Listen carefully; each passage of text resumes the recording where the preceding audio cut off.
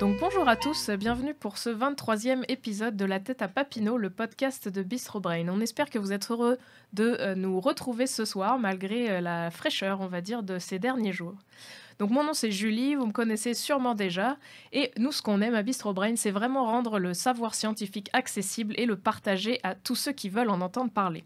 Un petit retour sur les derniers événements qui ont eu lieu depuis la publication de notre dernier épisode. Il y a eu donc le 11 janvier, lutte sociale d'hier et d'aujourd'hui, qui, comme on l'avait dit, je pense, au dernier épisode, a eu énormément de succès avec 95 personnes au Bocquet-Bière. Merci pour ça. Le 17 janvier, on a également eu Miroir, Miroir, les biais cognitifs et l'estime de soi à Montréal. 64 personnes. Encore un très bel achalandage pour un événement à Montréal. Le 19 janvier, on a eu également une formation d'initiation à la vulgarisation scientifique en collaboration avec la FEUS. Le 25 janvier, psychocrime à la Chasse-Galerie à Trois-Rivières, donc pour notre nouvelle ville dans laquelle on s'implante 35 personnes. Donc le 1er février, on a également économie et société au refuge des brasseurs en collaboration avec la FEUS à Sherbrooke. Et finalement, le 8 février, sexualité au Bocquet-Bière. Je vais résumer un petit peu l'émission d'aujourd'hui parce qu'on a quelques nouveautés, vu qu'aujourd'hui, on a à l'entrevue Renato. Salut Renato, comment ça va ? Ça va bien, Julie, et toi ? Ça va super, super, super. On a également Maud Emmanuel pour laquelle c'est donc son premier épisode de podcast avec nous. Salut Maud Emmanuel, comment ça va ? Bonjour, ça va bien. Super, on est très heureux de t'avoir avec nous et on espère que vous aurez autant de plaisir à l'entendre que nous à travailler avec elle. Et finalement, on aura notre invité de tout à l'heure que je vais laisser Renato présenter lorsque ce sera son tour. Donc pour la suite et sans plus tarder, on va accueillir Maud Emmanuel pour sa chronique qui va donc nous parler de synesthésie si j'ai bien compris. Oui, merci Julie. Donc dans la vie de tous les jours, il est normal d'associer une certaine couleur à un sentiment. Par exemple, si je vous demande quel sentiment vous associez au rouge, vous répondez... La colère. Oh, l'amour. La passion. Oui, c'est tous des très bons exemples. Une couleur peut aussi être associée à une instruction. Par exemple, si vous voyez un feu de circulation qui indique une lumière rouge, vous allez automatiquement l'associer au fait de devoir vous arrêter jusqu'à ce que la lumière tourne verte. Ça, c'est un exemple de sémiologie, ce qui nous permet de communiquer à l'aide de symboles. Par contre, pour certaines personnes, l'association des couleurs peut aller bien au-delà de la sémiologie. Pour ces dernières, les couleurs peuvent aller jusqu'à produire un son et les sons peuvent être associés à un goût. C'est entre autres le cas du peintre Van Gogh qui évoquait qu'il avait une ouïe colorée et qui pouvait ainsi traduire les sons en couleurs. Ça peut paraître un peu fou, mais c'est une condition qui est supportée scientifiquement. Ce phénomène cognitif s'appelle la synesthésie et c'est de celui-ci dont je vais vous parler aujourd'hui. Super, mais du coup, est-ce que tu peux nous expliquer un peu davantage qu'est-ce que c'est en détail la synesthésie finalement ? Oui, moi je n'ai pas compris là. Oui. Donc la synesthésie, c'est l'association d'au moins deux sens différents par le cerveau. Concrètement, une personne atteinte de la synesthésie, qu'on appelle d'ailleurs un synesthète, associe deux ou plusieurs sens à partir d'une seule stimulation sensorielle. C'est pourquoi une synesthète pourrait entre autres entendre les couleurs et même voir les sons. Puis elle pourrait aussi goûter la musique. Que ce soit un avantage ou un inconvénient, on peut reconnaître que la synesthésie agit comme un sixième sens et parfois même comme un don. La synesthésie pourrait entre autres favoriser la créativité, ce qui se traduit entre autres par la surreprésentation des artistes parmi les synesthètes. Même si dans plusieurs cas, la synesthésie peut être considérée comme un don, ça peut parfois être contraignant. Par exemple, lorsque je faisais ma recherche pour cette chronique, je suis tombée sur une petite fille synesthète qui disait que le chandail de sa mère lui faisait peur. Donc, ce qu'elle voulait dire, c'est que la couleur rouge du chandail de sa mère faisait un bruit bizarre qui l'épeurait. Donc, la petite fille associait le rouge à un bruit qui lui faisait peur. Et ça, c'est une façon de démontrer que la synesthésie peut agir comme un inconvénient dans la vie des gens. Mais justement, est-ce que c'est quelque chose de commun ? Est-ce que tu as des statistiques par rapport à la synesthésie dans la population ? Oui, mais c'est plutôt difficile à déterminer. Les chercheurs estiment que de 1 à 4 % de la population est synesthète, mais il se pourrait que plus de 20 % de la population soit synesthète. Beaucoup ignorent leurs conditions, puisque la seule chose qu'ils connaissent, c'est leur propre réalité sensorielle. Pour identifier la synesthésie, il est possible de procéder à des tests neurologiques. Et est-ce que c'est quelque chose qui peut s'acquérir avec le temps, mettons comme, je sais pas, il y a d'autres sens qu'on peut développer, par exemple l'ouïe pour la musique, ou on peut apprendre à chanter juste, par exemple. Est-ce que la synesthésie aussi, c'est des choses qui peuvent se développer, ou est-ce qu'on est avec cette condition-là ? En fait, les chercheurs disent que la majorité des gens naissent synesthètes, mais qu'il est tout de même possible de le devenir à l'âge adulte. Il y a des gens qui le deviennent, par exemple, après avoir subi une commotion cérébrale, un accident vasculaire cérébral ou un autre traumatisme psychologique. Il y a même certaines drogues comme les champignons magiques, l'ecstasy ou le LSD qui peuvent déclencher la synesthésie, mais de façon temporaire. Ouais, effectivement, on voit bien, je trouve, quand tu parles de drogue, là, un peu les images qu'on peut voir dans les films, là, où les formes sont complètement distordues, où il y a des couleurs un peu bizarres. Ça fit pas mal avec ce que tu dis. Et tu parlais un peu plus tôt que les couleurs pouvaient être associées justement au son et donc à l'ouïe par rapport à l'audition. Est-ce que c'est possible qu'il y ait d'autres sens qui soient associés les uns avec les autres ou c'est juste ces deux-là? Oui, en fait, il y a différentes formes de synesthésie. Puis l'expérience de la synesthésie, c'est différent d'une personne à l'autre. Les études répertorient d'ailleurs de 60 à 10 types de synesthésie différentes, mais il y en a seulement 3 types qui ont été identifiés par les chercheurs. Premièrement, il y a la chroméosthésie qui affecte entre autres les artistes et les musiciens et qui leur donne une audition colorée, comme Van Gogh que j'ai mentionné plus tôt. Puis il y a deuxièmement la synesthésie graphème-couleur, aussi appelée synesthésie de personnification, qui décrit le fait que des couleurs sont associées aux chiffres, aux lettres ou aux jours de la semaine et qui peut même aller jusqu'à associer une personnalité à des concepts. Par exemple, pour un synesthète, le chiffre 3 pourrait automatiquement être associé à la couleur rouge et pourrait avoir un caractère assez sévère. Donc, je ne sais pas pour vous, mais pour ma part, quand je vois un chiffre, ça reste un chiffre, mais pour les synesthètes, ça prend une dimension plus grande. Puis, finalement, il y a aussi la synesthésie des séquences spatialisées. Par exemple, lorsqu'une personne non synesthète récite une séquence de chiffres, il imagine normalement une succession, alors que la succession d'un synesthète prend une dimension spatiale. Les chiffres de 1 à 100, par exemple, pourraient donc être représentés sous une forme de cercle en 3 dimensions. C'est vraiment, vraiment original. C'est une façon de voir le monde qui doit quand même être assez différente. Et ce qu'on sait peut-être plus spécifiquement dans le cerveau de ces personnes-là, qu'est-ce qui se passe? En fait, c'est un phénomène qui est assez étrange et fascinant, puis c'est encore vraiment méconnu par les chercheurs. Puis les chercheurs ont surtout de la difficulté à s'entendre sur la cause de la synesthésie. Il y a tout de même plusieurs théories qui sont plus populaires que d'autres. Donc, malgré tout, la synesthésie, c'est un phénomène qui est bien réel et qui est confirmé par les chercheurs, malgré le fait qu'elle est très mystérieuse. Donc, selon les recherches rendues possibles grâce à des techniques d'imagerie cérébrale, les chercheurs ont pu conclure que la synesthésie serait due à des coactivations de régions du cerveau impliquées dans le traitement de la couleur et du nombre. Donc, il pourrait y avoir plus de 200 impliqués dans ce que les neurologues appellent des associations additionnelles arbitraires. Ça veut dire que, par exemple, il n'y a aucune raison qui justifierait l'association d'une stimulation visuelle au sens de l'audition. Donc, pour l'expliquer davantage, il n'y a aucune raison pourquoi ce que tu vois produirait un son au niveau de tes oreilles. Donc, le chercheur Jean-Michel Huppé du Centre national de la recherche à Toulouse propose quant à lui une autre théorie qui dit que la synesthésie serait liée à des souvenirs, des vestiges de l'imaginaire enfantin.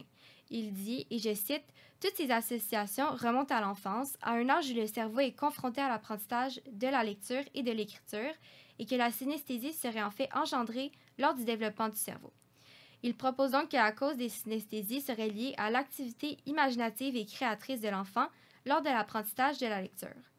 Sa théorie implique que la synesthésie ne soit donc pas une condition neurologique et s'oppose à la théorie que la majorité des synesthètes sont nés avec la condition. Puis finalement, il y a une théorie qui est proposée par des psychologues qui dit que l'audition colorée pourrait être causée par l'existence de connexions neuronales en trop entre les cortex auditifs et visuels. Donc bref, les phénomènes demeurent plus une curiosité à l'heure actuelle, mais peut-être que la science pourra nous en dire davantage dans le futur. Ouais, c'est super intéressant. Merci beaucoup, Maud Emmanuel, pour cette chronique. Voilà, enfin, là, les théories que tu as mentionnées, ça me fait un peu penser au fait que des fois, tu sais, et je sais qu'il y a eu des gels douches un peu comme ça, là, qui sont faites pour te rappeler vraiment ton enfance. Je sais pas, le classique, c'est la Madeleine qui peut ramener, l'odeur peut ramener un peu des images et tout ça. Je trouve que ça fait un peu écho à ce que tu dis, justement, sur la synesthésie. Donc, merci beaucoup pour cette chronique et on va ajouter notre jingle.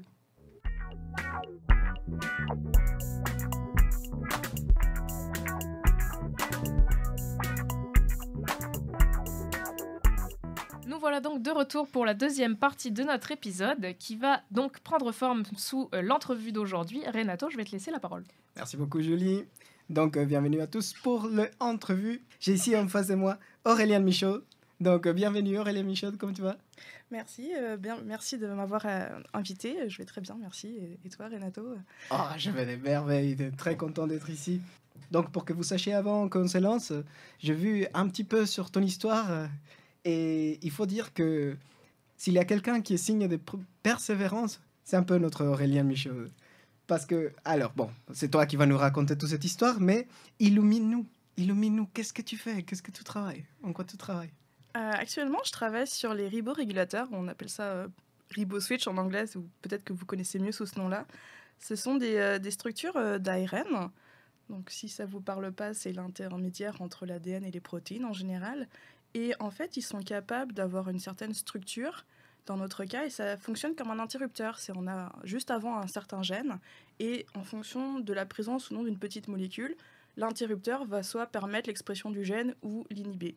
Et donc ça, c'est intéressant parce que c'est quelque chose qu'on peut venir cibler pour artificiellement éteindre ou allumer un gène. Et dans mon projet, moi, ce que je fais, c'est que j'ai une protéine fluorescente qui est derrière ce riborégulateur. Et en fonction de la présence ou pas de ma petite molécule, j'ai des bactéries qui deviennent vert fluo. C'est quand même sympa, presque dans la science-fiction. Et en fait, pourquoi on s'amuse à faire ça ? C'est tout simplement parce que ça va nous aider à étudier le métabolisme de la bactérie. Dans mon cas, en fait, on va placer ce système de détection, parce qu'au final, c'est ça que c'est, dans plein de mutants de notre bactérie. Et en fonction de la mutation du génome, on va avoir plus ou moins de la petite molécule dans la cellule. Et en fonction de ça, on va avoir des bactéries qui vont être du coup plus ou moins vertes. Ça va nous permettre de déterminer justement cette concentration de molécules au sein de la cellule et d'étudier le métabolisme, parce que même si la bactérie que j'étudie, Escherichia coli, est une bactérie modèle et quasiment la bactérie la plus étudiée au monde, on est encore loin de tout savoir là-dessus. Donc on fait notre petite pierre à l'édifice pour permettre d'en savoir plus. Et une fois que ça, on va le savoir, il y a plein d'autres choses qu'on va pouvoir aller voir, parce qu'on a quand même un détecteur fluorescent qui nous permet d'avoir nos bactéries toujours vivantes. Donc on peut aller détecter d'autres molécules, un peu ce qu'on veut, parce que oui, on a des ribolateurs qui sont naturels, qu'on trouve naturellement dans les bactéries, mais on est tout à fait capable d'en créer des synthétiques, donc pour aller détecter n'importe quelle molécule qu'on veut, quasiment. Donc après, on s'amuse. Et vous le faites comme preuve essai pour détecter ces nouvelles... Pour le moment, moi, je suis sur le preuve de concept. En fait, on est en train on développe simplement la technique. Donc, on fait ça avec des ribolateurs qu'on connaît déjà, donc avec des molécules qu'on connaît déjà, pour voir est-ce que ça fonctionne déjà dans un premier temps, et voir le métabolisme qu'on connaît. Mais c'est sûr qu'à terme, c'est quelque chose qu'on pourrait envisager, d'aller voir des molécules qui sont, je sais pas, pourquoi pas des polluants, des médicaments ou autres, et aller voir ce que ça donne dans le génome directement. Ok, donc si j'ai bien compris, tu es en train de me dire que si je rentre dans ton laboratoire en ce moment, est-ce que ça serait comme une espèce de image d'étoile ? Il y aura des choses qui sont fluorescentes par ici et des choses qui sont fluorescentes par là-bas ? Alors non, parce que c'est pas de la fluorescence visible à l'œil nu, malheureusement. Oh non. Donc c'est pas, on je n'est pas peux dans pas le une mettre discothèque. sur moi juste avec des bactéries et dire non. Alors déjà, nos bactéries sont pas pathogènes, donc c'est déjà bien, mais non, on n'est pas dans une discothèque avec des lumières qui flashent, ce serait trop rigolo. Même si la science, ça peut être rigolo aussi, on va pas se mentir. Et donc c'est de la lumière ultraviolette, de l'infrarouge ? Non, c'est... en fait, c'est la lumière verte, donc techniquement, nous, on serait capable de la voir, c'est juste que les quantités produites sont tellement faibles qu'à l'œil nu, on va pas la voir suffisamment pour être capable de la détecter, mais on a tout ce qu'il faut au laboratoire pour aller voir ça. Et tout ça, ça a l'air compliqué. Comment t'es arrivé à étudier tout ça ? Alors, c'est quoi ton parcours ? Moi, déjà, je suis française, j'imagine que vous l'entendez. Alors, j'ai quelques années déjà, donc peut-être qu'il y a des pointes d'accent québécois qui sont infiltrés. J'ai eu des petits doutes au début de l'épisode. J'étais genre, peut-être pas, je suis pas sûre. Ça y est, je m'intègre. Donc, j'ai fait la première partie de mon cursus universitaire en France. Donc, j'ai fait une licence en biologie environnement, donc ce qui équivaut à peu près à votre baccalauréat. Ensuite, j'ai fait un master en microbiologie. Puis après ça, j'avais envie de voir un peu du pays. Et je me dis, les études, c'est quand même une opportunité qui est intéressante. Donc j'ai regardé pour des doctorats à l'étranger. Il y avait plusieurs choses, notamment l'Écosse, le Québec. Et le Québec, ça m'a bien plu, j'ai postulé. Sauf qu'ici, pour les Français, on aime bien d'abord commencer par une maîtrise et éventuellement aller sur un doctorat. On est rarement directement embauché au doctorat. Donc j'ai commencé une maîtrise au campus de la santé. Donc c'était aussi sur les riborégulateurs, mais chez une bactérie pathogène, Clostridium difficile, qui est une bactérie qui est notamment un problème dans les hôpitaux, parce qu'on va avoir des infections opportunistes, c'est assez mortel. Et c'était très intéressant, mais je sais pas, j'avais envie d'aller voir encore un petit peu ailleurs. Donc j'ai fini ma maîtrise là-bas et je suis venue du coup au campus principal ici pour continuer à travailler sur les riborégulateurs parce que ça c'est quand même intéressant. Sauf que il y avait un petit peu plus de côté in vitro, donc on travaille directement sur l'ADN, l'ARN sans avoir la cellule vivante avec nous. Donc c'était intéressant, mais finalement je suis revenue quand même à mes premiers amours qui étaient plus de la bactérie, l'étude du vivant. Et mon chercheur avait aucun problème avec ça, même si on n'est pas spécialement un laboratoire d'in vivo. Mais on en faisait un petit peu quand même, donc on a essayé de développer quelque chose qui permettrait d'allier tout ça. Donc c'est comme ça, on a fait plusieurs projets. J'avais un premier projet qui n'a pas abouti très loin, parce qu'au final, on s'est rendu compte assez vite que ça allait pas marcher. Donc au lieu de continuer aveuglément et de se prendre un mur, on s'est dit, bon, bah, on va réorienter avant que ça arrive. Il y avait un deuxième projet, bon, qui lui non plus n'a pas été mené à bout, mais c'est juste presque un concours de circonstances parce que je pense qu'il va être repris à un moment donné et puis ça va être intéressant. Alors lui, on l'avait appelé Kill Switch, titre référence à Kill Bill. Très bon titre, très bon titre. C'est voulu. Et en fait, le principe là, c'était d'enlever tous les riborégulateurs de la bactérie pour voir comment elle s'en sortait sans. Parce que c'est hyper conservé au sein des bactéries, en fait, il y a plein de bactéries qui en ont, c'est très, très conservé. Donc on se dit, si jamais c'est autant conservé, c'est qu'il doit y avoir un avantage évolutif. Et bah, on essayait de voir ça, parce que si jamais on en les enlève et la bactérie s'en sort aussi bien, on se dit, bah, pourquoi il y a une telle pression de sélection pour que ça continue. Donc on n'est pas, j'ai pas la réponse à vous dire ce soir, si jamais la bactérie, elle est beaucoup plus maganée avec ou sans, mais c'est quelque chose qu'on va sans doute continuer au laboratoire une fois que je serai partie. Et là, en fait, pourquoi celui-là, on ne l'a pas terminé, c'est parce qu'entre-temps, j'ai eu un stagiaire et il a fallu lui trouver un projet. Et on avait trouvé un projet qui était intéressant, donc faire ce système de détecteur au sein des cellules avec la fluorescence. Et ça marchait pas trop, donc on m'a dit « Oh, Eliane, viens, il faut que tu aides ton stagiaire parce que là, il galère. » Donc, je suis venue l'aider, puis au final, je suis jamais repartie du projet. Et c'est devenu le projet principal de ma thèse après le départ de mon stagiaire. Waouh, comme quoi on ne galère pas seulement avec la science, on peut aussi avoir un côté humain qui vient nous changer la vie. Ouais, mais c'est très intéressant parce que c'est aussi un peu ça, la science, de chercher un peu dans toutes les directions. Il y a des trucs qui marchent, il y a des trucs qui marchent pas. Et on a toujours des bonnes surprises, globalement. Dans ton parcours, ça a été assez long. J'imagine que tu as eu beaucoup de frustration justement à changer de projet à projet, à chercher. Comment s'est passé pour toi cette période-là? Alors oui, j'avoue qu'il y a eu pas mal de frustration, notamment à ma maîtrise ici et au début de mon doctorat, quand on avait sur le premier projet qui ne fonctionnait pas. Parce que ça, on fait des expériences, ça marche pas. On réessaye l'expérience, ça marche toujours pas. Puis moi, on m'avait dit que la définition de la folie, c'est refaire la même chose encore et encore en espérant un résultat différent. Je trouvais que ça commençait à s'en aligner vers ça. Donc on essayait de pas trop tomber là-dedans, mais c'est vrai que c'est déprimant parce que surtout, on a beau essayer de comprendre pourquoi ça marche pas, on trouve pas forcément.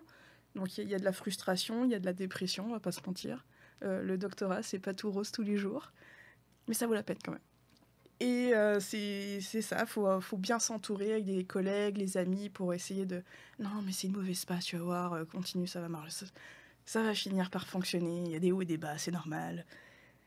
Mais c'est pas toujours facile, on se dit, mais pourquoi on s'embarquait là-dedans régulièrement? Et puis, il faut garder en ligne de mire le pourquoi on s'est engagé là-dedans, qu'on aime la science, on aime la recherche, et ça va valoir la peine au bout du compte, parce que si tu perds cette vue, là, c'est sûr que tu vas avoir des jours très, très, très, très difficiles.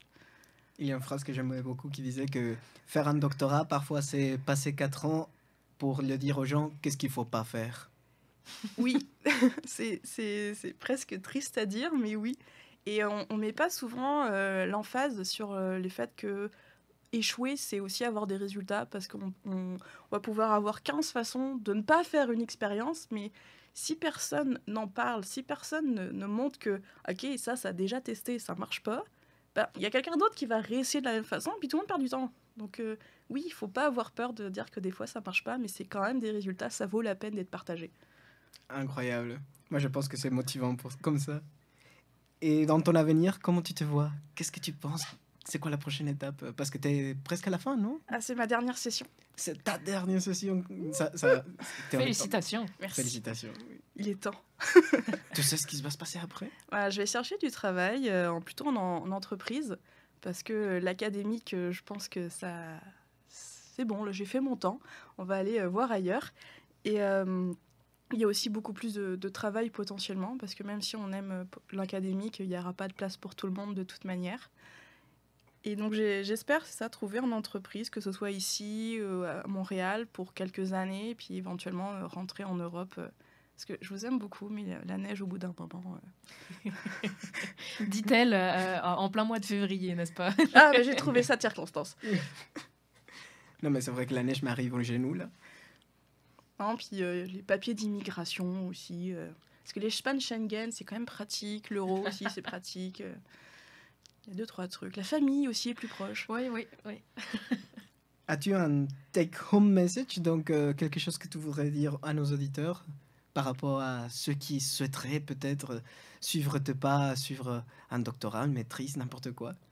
Alors, les études graduées, c'est très, très demandant. Faut pas se leurrer. Donc, soyez sûr que c'est quelque chose qui vous tente, parce que ça va être difficile psychologiquement et autres. Tout le monde ne va pas trouver que ça en vaut la peine. Mais si vous êtes motivé, vous aimez ça, je pense que c'est une belle aventure, parce qu'une fois que vous avez passé un doctorat, la résilience, c'est quelque chose que vous avez une bonne idée de comment ça marche.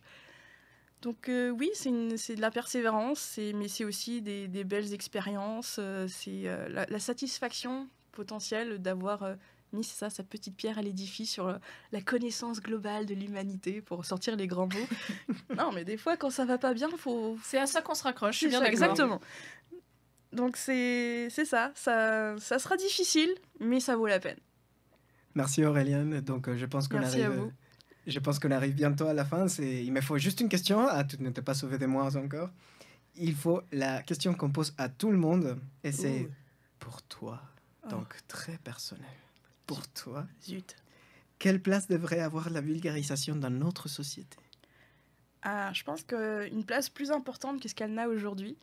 Parce que je participe régulièrement à des événements de vulgarisation. J'ai fait ma thèse en 180 secondes, par exemple. Je fais je participe à des séminaires, je fais des présentations par poster et tout ça. Et on se rend compte que, mine de rien, il y a encore beaucoup de gens pour qui la science et la biologie, parce que dans mon cas, je parle de biologie, c'est assez vague. Et c'est dommage, parce qu'on a tellement de scientifiques à l'université ou ailleurs qui font du très bon boulot, et les gens ne sont pas au courant de ce qu'on fait, et c'est dommage. Surtout qu'on a bien vu avec la pandémie, la désinformation sur la science, c'est un gros problème. Donc il faudrait que, à mon sens, il y ait plus de scientifiques qui prennent le pas, qui essayent de parler de leur science pour que ce soit plus accessible, parce que c'est intéressant, et aussi parce que éventuellement, ça pourrait nous amener plus de financement par le gouvernement. Ah, c'est toujours l'éternelle bataille. Ah bah oui. Merci beaucoup Auréliane. Donc vous avez su, Auréliane Michaud est symbole de persévérance, résilience et tout ça avec des bactéries. Donc on peut vraiment trouver la science un peu partout et un peu dans des endroits qu'on ne connaissait pas. Merci. Merci Auréliane. Je reviens à toi Julie. Merci beaucoup Renato, merci beaucoup Auréliane pour cette super chronique. Effectivement, on en apprend tous les jours sur le doctorat, on en apprend tous les jours sur plein de sujets, sur la synesthésie également avec Maud Emmanuel aujourd'hui. Donc si vous aimez la science, surtout ne vous privez pas. Merci beaucoup de nous avoir écoutés pour ce soir. Merci Renato, merci Maud Emmanuel. On espère que tu as apprécié ta première expérience de podcast. Merci également Auréliane, j'espère également que tu as apprécié ta première expérience de podcast avec nous ce soir. Et on espère vous revoir. N'hésite pas Auréliane à nous donner des nouvelles. Merci à tous notre auditoire. On vous invite également à nos prochains événements d'ici la publication de notre prochain épisode du mois de mars. Donc il va y avoir début mars, le 8 mars très exactement, notre événement quantique au Boquet-Bière à Sherbrooke, suivi du 14 février, lui qui va avoir lieu à Montréal au Petit Campus Sexualité. Finalement, si vous avez aimé notre podcast, n'hésitez pas à parler de nous à un ami ou à le faire écouter à vos proches. Merci beaucoup. Ciao.